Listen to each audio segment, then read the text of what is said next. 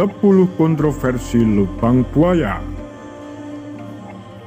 Ditulis oleh Aswi Warman Adam, sejarawan LIPI. Entah di tempat itu dulunya terdapat kubangan hewan, daerah yang dinamakan lubang buaya secara berkala menimbulkan kontroversi sejarah sejak setengah abad lalu yang tidak pernah dijernihkan. Di sana dibangun monumen Pancasila Sakti, dan setiap 1 Oktober sejak 1966 diperingati Hari Kesaktian Pancasila. Acara itu diadakan untuk mengenang 6 jenderal dan seorang perwira yang meninggal dan dibuang dalam sebuah sumur di kebun karet yang ada di sana. Peringatan itu tidak ada hubungannya dengan Pancasila sebagai dasar dan falsafah negara Indonesia.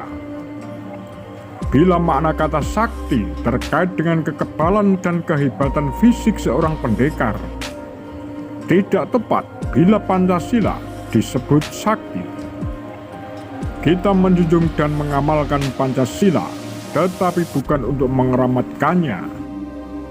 Jadi lebih masuk akal misalnya Hari Kesaktian Pancasila itu dinamakan Hari Berkabung Nasional. Kontroversi kedua menyangkut penyamaan lubang buaya dengan Pangkalan Angkatan Udara Halim Perdana Kusuma. Kuburan para jenderal itu berada di luar areal Pangkalan Auri. Oleh sebab itu, Persatuan Purnawirawan Angkatan Udara Republik Indonesia (PP Auri) berang ketika Halim disebut sebagai sarang G30S, sebagaimana antara lain tergambar dalam film pengkhianatan G30S PKI yang wajib diputar semasa Orde Baru setiap malam menjelang 1 Oktober. Film dengan biaya sangat besar tersebut pada waktu itu menjadi kontroversi ketiga. Sebagai film yang paling banyak ditonton ratusan juta rakyat Indonesia, sejak 1998 film itu tidak lagi wajib tayang. Marskal Saleh Basarah mewakili PP Auri mengaku bahwa beliau menelepon Menteri Pendidikan dan Kebudayaan Yuwono Sudarsono saat itu, serta Menteri Penerangan Yunus Yosfiah, meminta agar film itu tidak disiarkan lagi. Kontroversi keempat tentang diorama di lubang buaya menyangkut perempuan dari organisasi Gerwani yang melakukan pesta seks bebas dan menarikan tari seksual yang dikenal sebagai tari harum bunga. Peristiwa itu tidak pernah terjadi. Juga ini kontroversi kelima. Tidak ada kemaluan para jenderal yang disilat serta mata mereka yang dicungkil di lubang buaya, seperti diberitakan pers militer selepas 1 Oktober 1965. Visum et repertum yang dibuat dokter forensik membuktikan bahwa semuanya itu tidak benar. Kontroversi keenam adalah pertentangan keterangan yang diberikan petugas polisi Suketman dengan ajudan Presiden melalui Thailand mengenai proses pencarian dan penemuan jenazah di lubang buaya. Hal berikutnya yang menjadi kontroversial adalah penyebutan pahlawan revolusi terhadap 6 jenderal, seorang perwira muda dan seorang polisi di Jakarta, serta 2 perwira menengah di Yogyakarta. Saat itu tidak terjadi revolusi kecuali upaya percobaan kudeta yang gagal.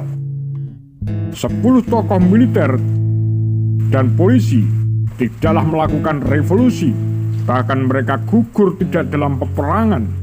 Jadi lebih tepat mereka diangkat sebagai pahlawan nasional, bukan pahlawan revolusi. Pada era Orde Baru, setiap 30 September dinaikkan bendera merah putih setengah tiang dan 1 Oktober 1 tiang penuh. Maksudnya, penaikan bendera setengah tiang sebagai berkabung atas gugurnya para jenderal dan 1 tiang penuh untuk Hari Kesaktian Pancasila. Dewasa ini, hampir tidak ada yang menaikkan bendera kecuali pada instansi militer. Ini menjadi kontroversi ke-8. Keenam jenderal itu meninggal dini hari 1 Oktober. Oleh sebab itu bendera setengah tiang lebih tepat dikibarkan 1 Oktober, bukan 30 September. Kontroversi ke-9 menyangkut pemakaian istilah malam jahanam. Untuk malam ketika terjadi pembunuhan terhadap para jenderal tersebut, seperti yang digunakan Profesor Taufik Abdullah. Istilah yang berasal dari drama karya Moutinho Bussy, memang puitis sekaligus sadis. Tapi persoalannya, malam jahanam itu tidak hanya semalam, yakni pada malam tanggal 30 September 1965 saja, namun juga pada 1001 malam berikutnya, ketika terjadi pembantaian terhadap sekitar 500.000 orang pasca G30S. Kemudian dalam perkembangan selanjutnya, sebagai judul sebuah buku, istilah itu diganti dengan malam bencana. Kontroversi ke-10 mengenai apakah presiden dan seluruh ketua lembaga tinggi negara wajib hadir dalam upacara peringatan yang diadakan di Lubang Buaya setiap 1 Oktober. Pada 17 September 1966, Jenderal Soeharto selaku Panglima Angkatan Darat mengeluarkan surat keputusan 1 Oktober sebagai hari kesaktian Pancasila yang harus diperingati seluruh selagor di Angkatan Darat. Pada 24 September 1966, Panglima Angkatan Kepolisian mengusulkan peringatan itu oleh seluruh angkatan bersenjata. Pada 20 September 1966, Jenderal Soeharto selaku Menteri Utama Bidang Pertahanan Keamanan memutuskan peringatan itu oleh seluruh selagor di angkatan bersenjata.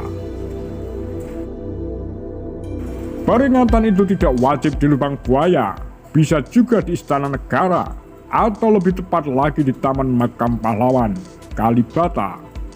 Karena 8 jenazah pahlawan revolusi itu disemayamkan di sana. Demikian kura-kura, Takar Lambi Sundel.